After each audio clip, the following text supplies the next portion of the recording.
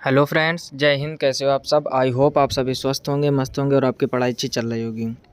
जैसा कि आप लोगों को पता है कि आरआरबी, एनटीपीसी और ग्रुप डी का बहुत ही जल्द एग्ज़ाम होने वाला है। लगभग 1.5 से 2 महीने बचे हैं। तो उसके लिए जीके जीएस की ये सीरीज़ चलाई जा रही है और उसका ये पार्ट 4 है। जैसा कि आप देख रहे होंगे, आज हम लोग पार्ट 4 में लगभग 70 से 80 पॉइंट कवर करेंगे। हर एक वीडियो में 60-70 पॉइंट आपको समझाए जाते हैं। इसके पहले 3 पार्ट ऑलरेडी अपलोड हो चुके हैं। अगर उसको आपने नहीं देखा है तो उसका लिंक नीचे डिस्क्रिप्शन पे मिल जाएगा। चलिए वीडियो स्टार्ट करते, देखते हैं पहला पॉइंट क्या लिखा हुआ है। लिखा है ग्रीन हाउस प्रभाव के लिए उत्तरदायी गैस है। यानी जो ग्रीन हाउस प्रभाव के लिए उत्तरदायी गैस कौन सी है, तो वो है आपकी कार्बन डाइऑक्साइड, जिसको हम लोग CO2 बोलते हैं। अगला क्वेश्चन लिखा हुआ ग्लूकोज का रासायनिक सूत्र है। तो ग्लूकोज का रासायनिक सूत्र होता है, तो वो होता है आपका C6H12O6। यहाँ पर थोड़ा सा मिसप्रिंट है क्वेश्चन, यहाँ पर आप सही कर लीजिए। C6H12O6 ये होता है ग्लूकोज का आपका सूत्र।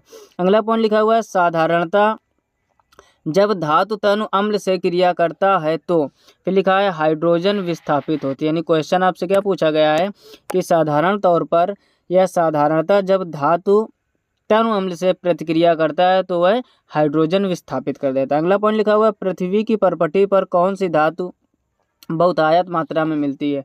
तो पृथ्वी की परपटी पर सबसे ज़्यादा मात्रा में मिलती है आपकी एल्यूमिनियम।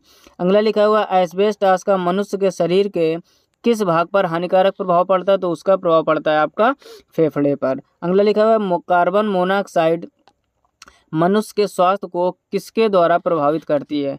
तो उसका आंसर हो जाएगा रुधिर की ऑक्सीजन वाहिका सामर्थ्य का उसके साथ अपक्रिया कर कम करके। अगला पॉइंट लिखा हुआ है कार्य करने में मनुष्य शरीर द्वारा प्रयुक्त ऊर्जा होती है, तो वो होती है आपकी स्थितिज ऊर्जा। यानी कार्य करने में कौन सी ऊर्जा प्रयुक्त ऊर्जा होती है, तो वो होती है आपकी स्थितिज ऊर्जा। अगला लिखा है एक सरल लोलक धीमा होता है और अंत में रुक जाता है, इसकी ऊर्जा कहाँ चली जाती है, तो स्थितिज ऊर्जा में बदल जाती है। यानी जो उसकी गतिज ऊर्जा होती है, जब वो चल के आता है, उसकी ऊर्जा स्थितिज ऊर्जा में बदल जाती है। अगला लिखा है सबसे बड़ी हड्डी कौन है, तो वह होती है फीमर, जो आपके जांग में पाई जाती है। कई बार क्वेश्चन ये आ चुका है, इंपॉर्टेंट है, सही से आप तैयार कर लीजिए।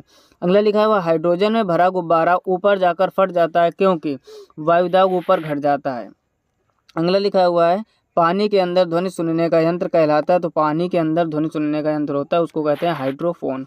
अगला लिखा हुआ नाभिकीय विखंडन में ट्रिगर क्या है। तो नाभिकीय विखंडन में ट्रिगर होता है आपका न्यूट्रॉन। अगला लिखा हुआ है कौन सा जीव मिट्टी के उर्वरता को बनाए रखता है। तो वो है आपका केचुआ। यानी कौन सा जीव है जो मिट्टी की उर्वरता को बनाए रखता है, वो है केचुआ। अब आपकी जानकारी के लिए थोड़ा सा यहाँ पर इसकी हम चर्चा करते हैं।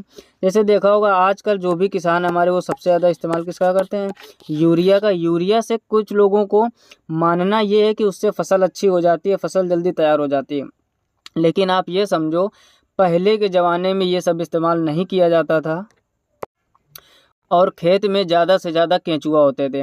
केंचुआ एक ऐसा जीव है जो मिट्टी की उर्वरकता को अच्छे से बनाए रखता है। केंचुए का पूरे दिन काम होता है ऊपर से नीचे जाना, नीचे से ऊपर, ऊपर से नीचे, नीचे से ऊपर। और यदि केंचुआ बीच से कट भी जाए तो वो मरता नहीं और वहाँ पर 2 केंचुए तैयार हो जाएंगे। इसी वजह से केंचुआ खेतों के लिए बहुत ही महत्वपूर्ण है। लेकिन आजकल सबसे ज़्यादा किसान यूरिया या खाद दवा का इस्तेमाल करते हैं, जिसके कारण फसल तैयार तो हो जाती, लेकिन दिन प्रतिदिन वही फसल हमारे लिए जहरीली होती चली जा रही। अगर किसी खेत में केंचुए बहुत ज़्यादा, उसमें यूरिया वगैरह ना डाली जाए तो यकीन मानो हो सकता है फसल कुछ कम मात्रा में हो, लेकिन ये जो हम लोगों के लिए या सब्जियां, ये सब जो जहरीली मार्केट में आ रहे हैं, ये सब धीरे धीरे कम हो सकता है। लेकिन लोगों ने यूरिया का इतना ज़्यादा इस्तेमाल किया है कि जितने भी केंचुआ है सब मर गए। अब दवा खाद के दम पर ही फसल की जाती है और जो उर्वरकता थी पहले, वो अब नहीं रही है खेतों में। केंचुआ सबसे फ़ायदेमंद होता है किसान के लिए, लेकिन अब दिन प्रतिदिन साइंस की टेक्नोलॉजी, ज़्यादा से ज़्यादा खाद नहीं डालनी चाहिए। जितनी ज़्यादा आप यूरिया डालोगे, हो सकता है फसल अच्छी हो जाए। यही कारण है, देख रहे होगे कि आजकल इतनी ज़्यादा बीमारियाँ, इतनी ज़्यादा परेशानियां लोगों को सब झेलनी पड़ रही हैं, क्योंकि इसका मेन कारण है दवाएं और खाद। आई होप आप बात को समझ गए होंगे। तो वही पॉइंट यहाँ पर आपसे पूछा गया है कि कौन सा जीव मिट्टी की उर्वरता को बनाए रखता है, वो है आपका केंचुआ। तो यहाँ तक हो गए इतने पॉइंट। नेक्स्ट पॉइंट, अगला पॉइंट देखते हैं। अगला लिखा हुआ है कैंसर अस्थि मज्जा के कौन से भाग को प्रभावित करता है, यानी कैंसर जो होता है वो अस्थिमज्जा के कौन से भाग को प्रभावित करता है, तो वो ल्यूकेमिया यानी ब्लड कैंसर। एक तरह से आप समझ सकते हो कि कैंसर अस्थिमज्जा के कौन से भाग को प्रभावित करता है, तो वो ल्यूकेमिया को। अगला लिखा हुआ है विषाणु के द्वारा होने वाली बीमारी, यानी विषाणु के द्वारा कौन सी बीमारी होती है, वो होती है आपकी पोलियो। अगला लिखा हुआ किस अम्ल की उपस्थिति हमारे पेय में होती है, तो वो होता है हाइड्रोक्लोरिक अम्ल। अगला लिखा हुआ है परिशोधक का प्रयोग, फिर ब्लैंक दिया है, परिवर्तन के लिए किया जाता है, यानी परिशोधक का प्रयोग किसके परिवर्तन के लिए किया जाता है, तो ऊष्मा ऊर्जा को विद्युत ऊर्जा में बदलने के लिए।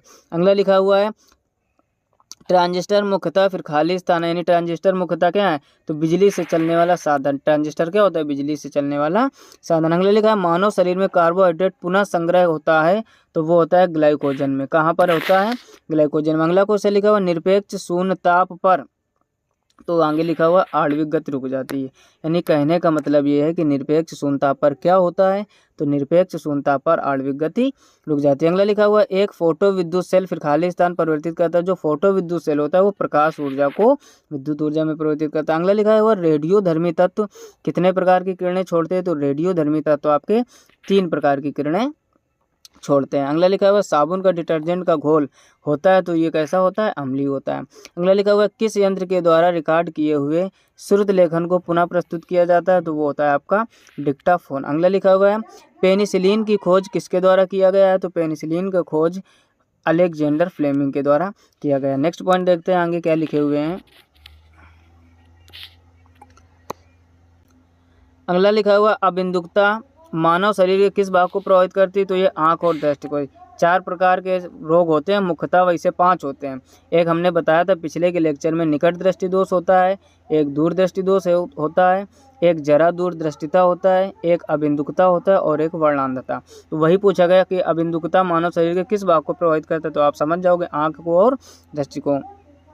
अगला लिखा है विश्व का सबसे बड़ा जहरीला सांप कौन सा है, तो वो है आपका रसल्स वाइपर। सबसे बड़ा और जहरीला सांप कौन सा है, रसल्स वाइपर। अगला लिखा है HIV संबंधित है, तो HIV आपका संबंधित है एड्स से। अगला लिखा हुआ है शुष्क सेल में कार्बन की क्षण कार्य करती है, तो वो एनोड की तरह, किसकी तरह कार्य करती है, एनोड की तरह। अगला लिखा है आधुनिक आवर्त सारणी आधारित है, तो आधुनिक आवर्त सारणी परमाणु संख्या पर आधारित। अगला लिखा हुआ हाइपरमेट्रोपिया का अर्थ है, तो इसका मतलब होता है दूरदृष्टि। तो तभी इसकी चर्चा की थी। फिर लिखा है एनटीपी पर किसी गैस के 1 मोल का आयतन होता है, तो एनटीपी पर किसी गैस के 1 मोल का आयतन होता है 22.4 लीटर। अगला लिखा हुआ एल्केन्स का सूत्र, तो CnH2n होता है।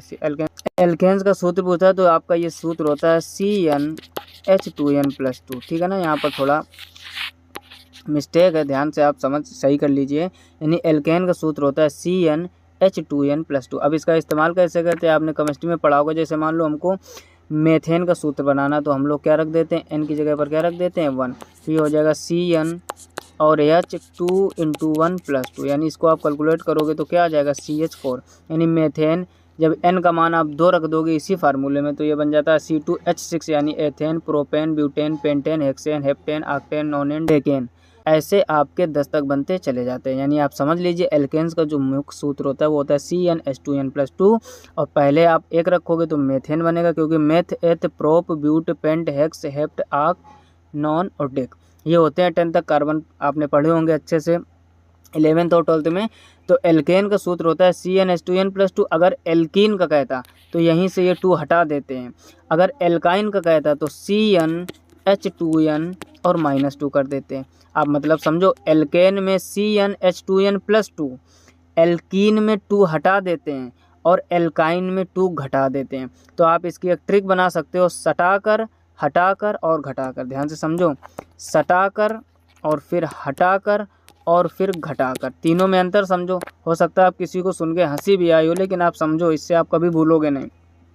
सटाकर का मतलब हो गया 2 को जोड़ दीजिए, हटाकर का मतलब हो गया 2 को हटा दीजिए, और घटाकर का मतलब हो गया 2 को घटा दीजिए। बनेंगे क्या, एल्केन का सूत्र, एल्कीन का सूत्र और एल्काइन का सूत्र। आई होप आप बात को समझ गए होंगे। CnH2n+2 तो एल्केन, 2 हट जाएगा तो एल्कीन, 2 घटा देंगे तो एल्काइन, एल्केन, एल्कीन, एल्काइन, सटाकर, हटाकर और घटाकर। ऐसे आप ट्रिक बना सकते हैं। आई होप आप पूरा पॉइंट अच्छे से समझ गए होंगे। नेक्स्ट क्वेश्चन देखिए क्या लिखा हुआ है। लिखा है प्रकाश संश्लेषण की प्रक्रिया में कौन सी गैस बाहर निकलती है, तो प्रकाश संश्लेषण की क्रिया में ऑक्सीजन निकलती है। अगला लिखा है कौन शीत रक्त जानवर है, तो वह है आपका छिपकली। अगला लिखा हुआ है वायुमंडल में निम्नतम परत कहलाती है, तो वायुमंडल की निम्नतम परत आपकी क्षोभ मंडल कहलाती है। अगला लिखा है सोडियम को जल में डालने पर कौन सी गैस निकलती है, तो सोडियम को जल में डालने पर हाइड्रोजन गैस निकलती है। वह मानव शरीर के भीतर खून किसकी अनुपस्थिति के कारण नहीं जमता है, यानी वो कौन सी चीज़ है जिसकी अनुपस्थिति में मानव शरीर के भीतर खून नहीं जमता है, तो वो लिखा हुआ है इसका आंसर फाइब्रिजोन।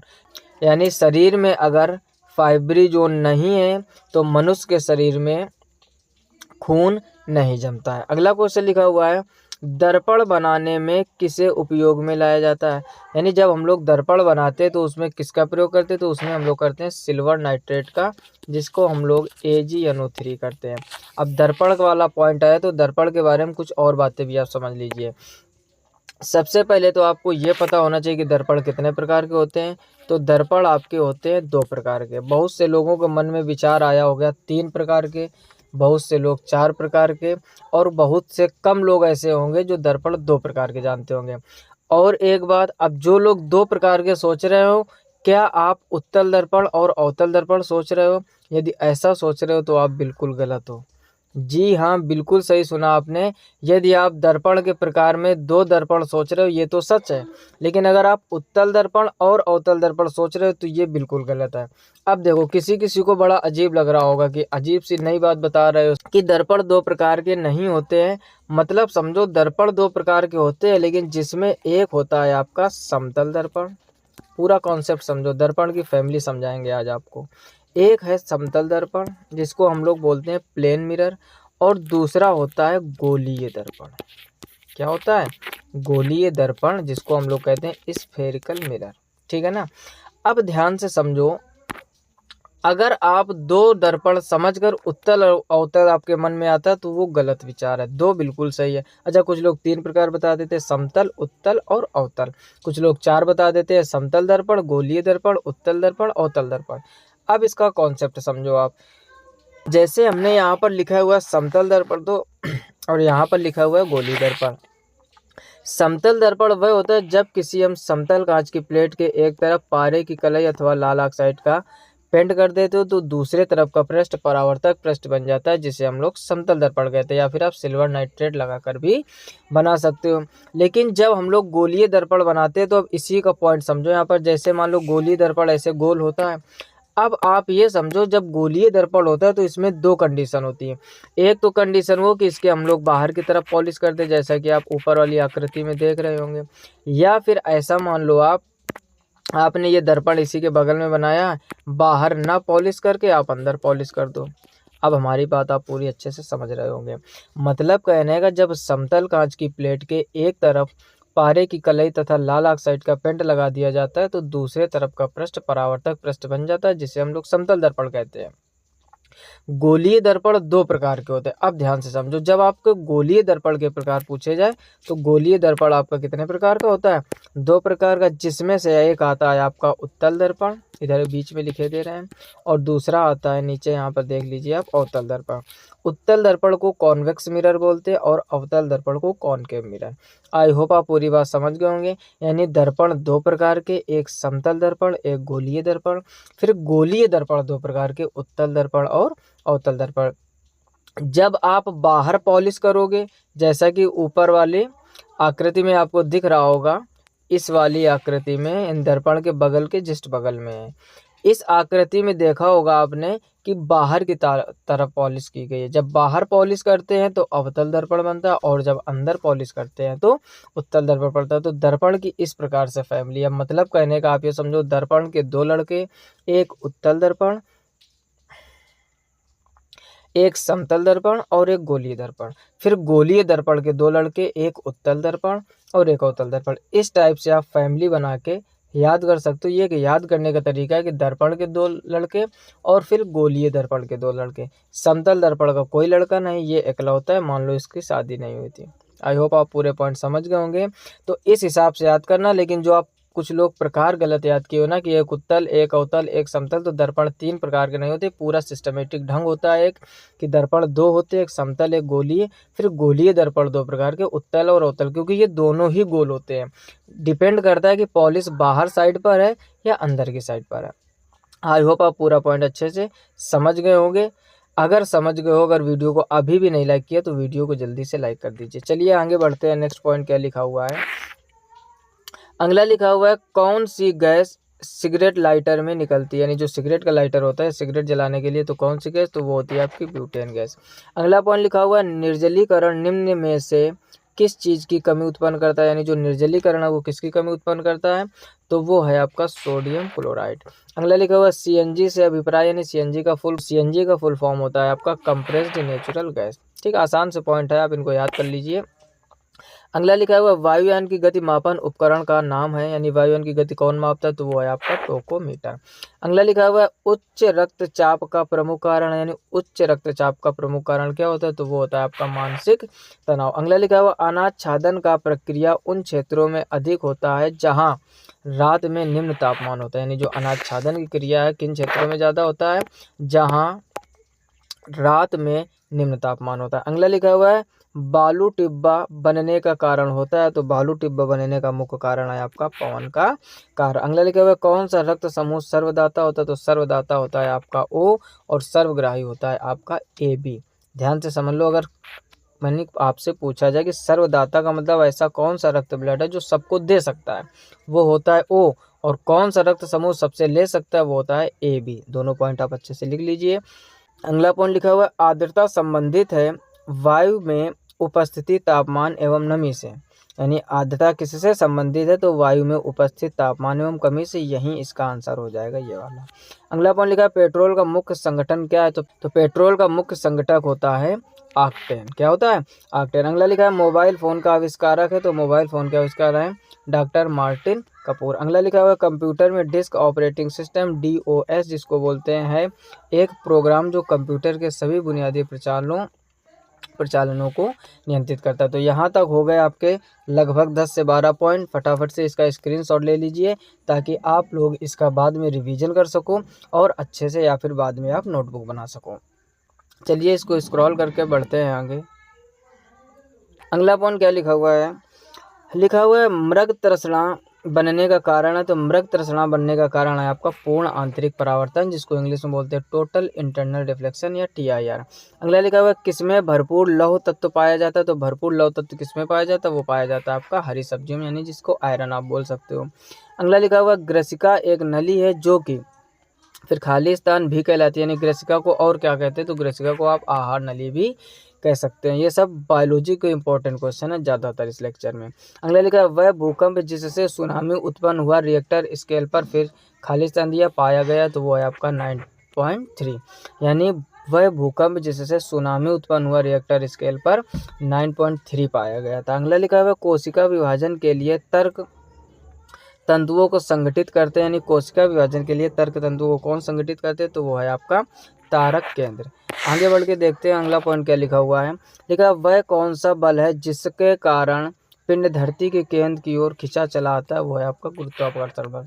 बिल्कुल आसान पॉइंट, आप पढ़ते ही समझ जाओगे कि क्या होने वाला आंसर।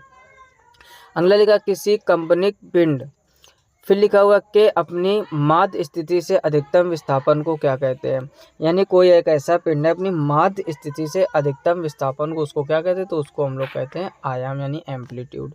अगला लिखा हुआ अरंडी के बीच का कौन सा भाग तेल देता है, अरंडी के बीच का कौन सा, तो ये होता है एंडोस्पर्म। अगला लिखा हुआ है तैराक को नदी के मुकाबले समुद्री पानी में तैरना आसान क्यों लगता है, क्योंकि समुद्र के पानी का घनत्व साधारण पानी से ज़्यादा होता है। तो जब घनत्व पानी का ज़्यादा होगा तो डूबने की संभावना कम रहती है। घनत्व से रिलेटेड आप एक और पॉइंट समझिए, जैसे हम आपसे कहें कि एक लोहे की कील को पानी में डालोगे तो वो नीचे डूब जाती है, लेकिन एक लकड़ी नहीं डूबती है, क्यों?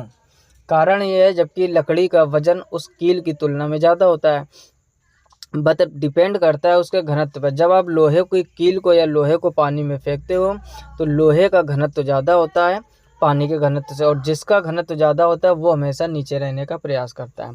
जब आप लकड़ी फेंकते हो तो लकड़ी का घनत्व कम होता है, पानी का ज़्यादा होता है, इस वजह से लकड़ी ऊपर तैरती रहती है। तो इन सब क्वेश्चनों का अधिकतर आंसर होता है घनत्व। अगला लिखा हुआ है वर्लांद रोग की खोज किसने की थी? तो वो की थी जॉन डाल्टन ने। अगला लिखा हुआ है किस गुणधर्म के कारण पानी से भरे बर्तन में डुबोई गई छड़ी मुड़ी हुई प्रतीत होती? तो वो होता है अपवर्तन। कई बार हमने इसकी चर्चा की, जो होता है वो दिखता नहीं और जो दिखता है वो होता नहीं। आप ये पॉइंट याद रखो, कभी भी नहीं बोलोगे इन सब का आंसर क्या होता है? अपवर्तन। अब इसका मतलब समझो, ये खुद की बनाई हुई ट्रिक है, आप इसको अप्लाई कीजिए और यकीन मानो कभी गलत नहीं होगा। लाइट चैप्टर में हमने कई सारी ट्रिकें पढ़ाई है आप लोगों को। जैसे आप एक समझो, जो होता है वो दिखता नहीं, जो दिखता है वो होता नहीं, वो होता है अपवर्तन। जैसे हम आपसे कहें रात के समय में तारों का टिमटिमाना, यानी रियल में नहीं टिमटिमाते लेकिन टिमटिमाते हुए प्रतीत होते हैं। इसका मतलब जो हो रहा है वो दिख नहीं रहा है और जो दिख रहा है वो हो नहीं रहा है, इसका मतलब ये अपवर्तन है। तालाब में गड़ी हुई छड़ मुड़ी हुई प्रतीत होती है, यानी है तो वो सीधी लेकिन दिख कैसी रही? मुड़ी हुई। यानी जो है वो दिख नहीं रहा है और जो दिख रहा है वो है नहीं। इसका भी आंसर अपवर्तन यानी रिफ्रैक्शन। अगर आप पानी की बाल्टी में एक सिक्का डालो, यानी स्वच्छ पानी भरा हो, उसमें एक सिक्का फेंको तो ऐसा लगेगा सिक्का काफ़ी ऊपर है, उभरा हुआ है। यानी है तो वो नीचे लेकिन दिख रहा है ऊपर। कहने का मतलब जो है वो दिख नहीं रहा है और जो दिख रहा है वो है नहीं। आई होप आप पूरी बात अच्छे से समझ गए होंगे। इसका मतलब जहाँ कहीं भी ऐसी कंडीशन बने जो हो वो दिखे ना और जो दिखे वो हो ना, उसका सबका आंसर होता है अपवर्तन। अब देखो वहीं से क्वेश्चन बना, कह रहा है किस गुणधर्म के कारण पानी से भरे बर्तन में डुबोई गई छड़ी मुड़ी हुई प्रतीत होती है? यानी मुड़ी हुई प्रतीत होती है नहीं ऐसी, तो अपवर्तन हो जाएगा। आसान सा क्वेश्चन। और भी कई हमने ट्रिकें बताई, कहीं भी चमक वर्ड मिल जाए उसका आंसर होता है पूर्ण आंतरिक परावर्तन यानी टोटल इंटरनल रिफ्लेक्शन। जैसे आप जब रोड पे आप चलते, या आप देखा होगा रोड पे चलते समय तेल की फैली हुई परत दिखाई देती है, यानी चमकती हुई दिखाई देती है, चमक वर्ड आ गया। ठंडे प्रदेशों में मरीचिका का बनना, रेगिस्तान में मरीचिका का बनना, हीरे का चमकना, कांच में पड़ी दरार का चमकना, हर एक ऑप्शन में आप देख रहे होगे या हर एक पॉइंट में आप देख रहे हो चमक वर्ड मिल रहा है। कौन सा वर्ड मिल रहा है? चमक। और जहाँ भी ये चमक वर्ड मिल जाए तो उसका आंसर होता है TIR यानी टोटल इंटरनल रिफ्लेक्शन। अगर कहीं रंगों की बात करें तो 99% उसका आंसर होता है प्रकीर्णन। जैसे आकाश का नीला दिखाई देना, बादलों का श्वेत दिखाई देना, सूर्योदय एवं सूर्यास्त के समय सूर्य का लाल दिखाई देना, हर जगह पर रंगों की बात करें तो 99% उसका आंसर प्रकीर्णन होता है। ये कुछ बनाई हुई ट्रिकें हैं जिनको अप्लाई करके आप आसानी से पॉइंट निकाल पाओगे और इन्हीं में अंतर ज़्यादातर पूछा जाता है और इन्हीं में डाउट होता है कि कब परावर्तन करेंगे पूर्णांतरिक, कब अपवर्तन और कब प्रकीर्णन। आई होप आप बस समझ गए होंगे। अगर नोटबुक बना रहे हो तो स्टार बना के ये ट्रिकें लिखिए। जो होता है वो दिखता नहीं, जो दिखता है वो होता नहीं, that is called refraction of light यानी प्रकाश का अपवर्तन। और जहाँ पर कहीं भी चमक वर्ड मिल जाए तो टोटल इंटरनल रिफ्लेक्शन यानी पूर्ण आंतरिक परावर्तन। और कहीं कलर की बात करें तो वो होता है प्रकीर्णन, प्रकाश का प्रकीर्णन। नेक्स्ट पॉइंट देखिए क्या लिखा है, लिखा है सौर पृष्ठ पर लगभग कितना तापमान होता है? तो सौर पृष्ठ पर होता है लगभग 6000 तापमान। तो फटाफट से इन पॉइंटों का भी आप स्क्रीनशॉट ले लीजिए ताकि इनका रिवीजन बाद में आप कर सको या फिर अच्छे से आप नोटबुक में नोट कर सको। आगे स्क्रॉल करके देखते हैं।